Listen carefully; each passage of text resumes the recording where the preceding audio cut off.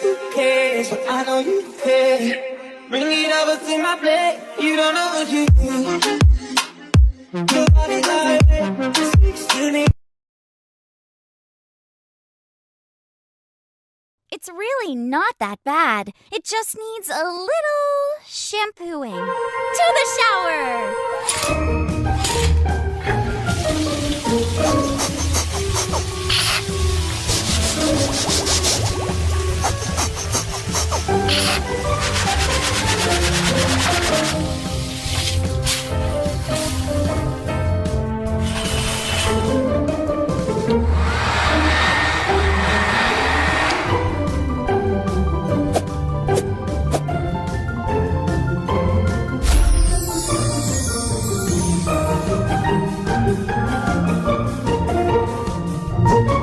Ooh la la!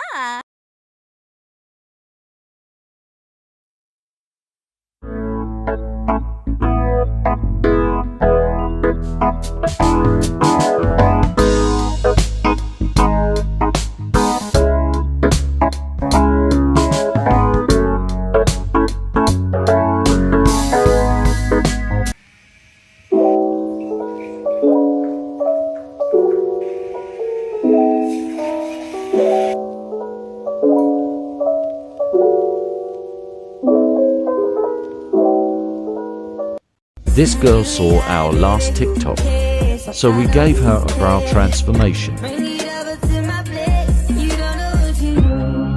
by Little Hairs.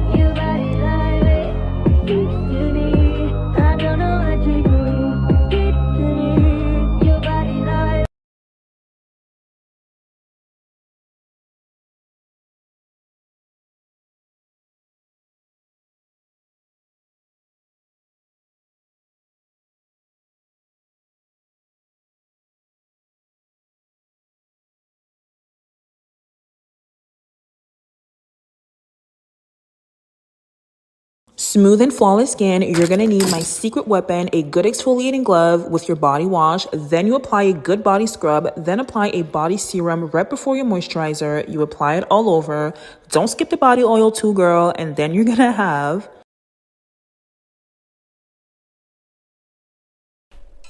Here are 3 tips to kick your skin cycling routine up a notch.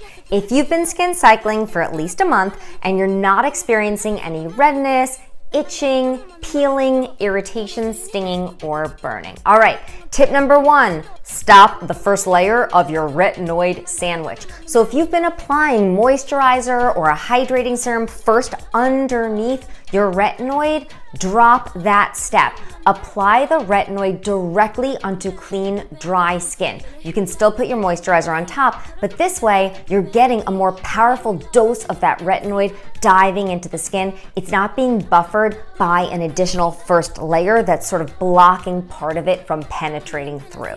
Tip number 2, you can try dropping one of your recovery nights. So your routine would look like this: exfoliation night, retinoid night, recovery night. Exfoliation night, retinoid night, recovery night. So before you do that, just make sure that your retinoid is backed by clinical studies, because some of the retinoids, especially over-the-counter ones, are not really that potent and not really that stable. So you could be using them every night without any irritation, but they're not really doing much.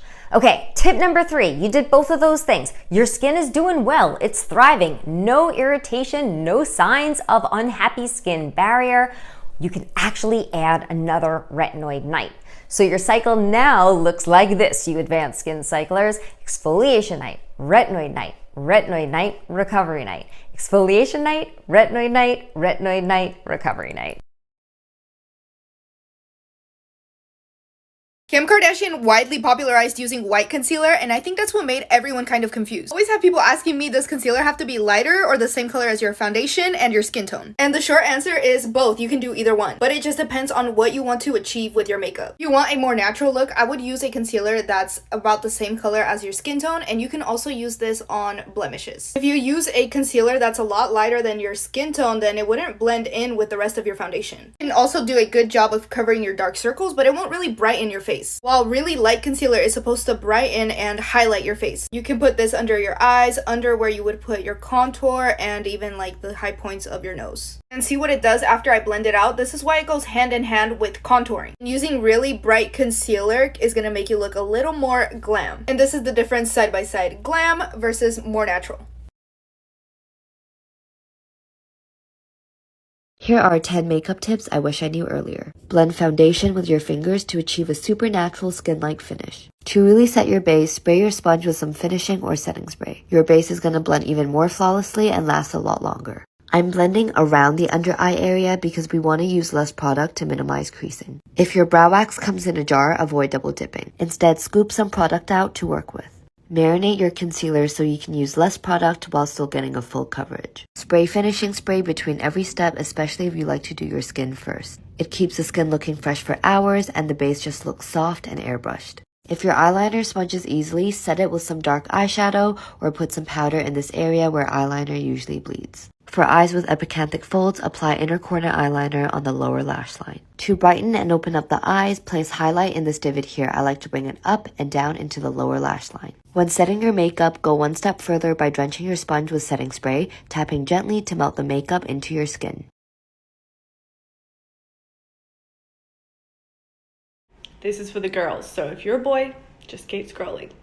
Alright, now that they've gone, I don't know a single girl that doesn't suffer with camel toes every time they wear gym tights. And if you said that you don't have an issue, you're a liar, because we all get them. But I have a hack to help you with this issue. So I seen this on TikTok a while ago and I don't know where I found it. So if anyone knows who come up with this, please tag them. But you get an old bra pad just from like the fillings of your sports bra, because like who keeps them in there anyway, and you cut a little triangle and then you insert it into the little fabric on the inside of your undies, and then it's just like a little foam pad that hides your little camel. It's a lifesaver, honestly. Thank me later.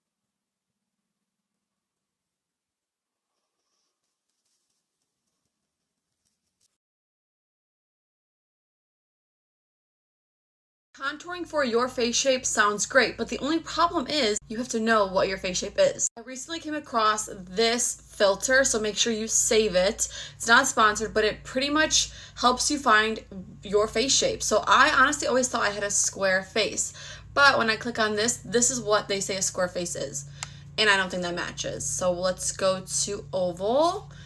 Oval looks pretty good, except for my cheekbones go in a little bit more.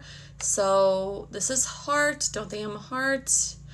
And I think this is perfect. I never would have guessed that my face shape is an upside down triangle, but I mean, it goes to my forehead pretty nicely, the cheeks, the chin. Let's try, no, definitely not that. This is, I guess this is an oval. The other one was fatter, and that's rectangle. I don't think my face is this long. I really think this matches my face shape, so let's contour for my face shape. Okay, filter number 2, we're gonna find my face shape. They didn't have an upside down triangle, so the next closest thing to my face shape was the oval. So that's what I'm gonna do now. I'm gonna put contour where the pink is and then blush right here, and you get the drift. So the most cool tone bronzer contour product I have is by Merit. This is their complexion stick. So I'm just gonna use that, and I'm going to just follow the markings here. It's kind of hard to do when you can't see what you're doing. Draw a line. Okay, the nose, so they bring it up to the eyebrow. That makes sense. Okay, for blush, I'm going to use this one by Dips because I really like the color. So let's just go in. I think that was the only place that told me to apply blush, just on the cheekbones, which does not work for me, but we'll try it. Okay, I haven't applied highlighter yet, so let's do that. Underneath the eye, lift, forehead, and down the nose. On the corners of the nose here, makes sense. Okay, I think I got it. Let's see. I think I hit all the marks. I am just gonna start blending, and when you have good products, they just melt into your skin. Love it. Okay, this is my skin with only cream products. I'm gonna add powder and I will be back. But honestly, it's not bad. Okay, real talk, I love this filter. If you struggle with contour highlighting for your face shape, try it out.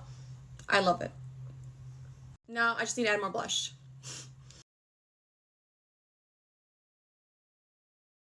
Depending on how often you wash your brushes, it can last about 3 to 4 months. Or even longer if you only wash your brushes bi-monthly. You can use it within a year of purchase. The mini size will not last as long though because it's smaller, but they're perfect to bring during travels.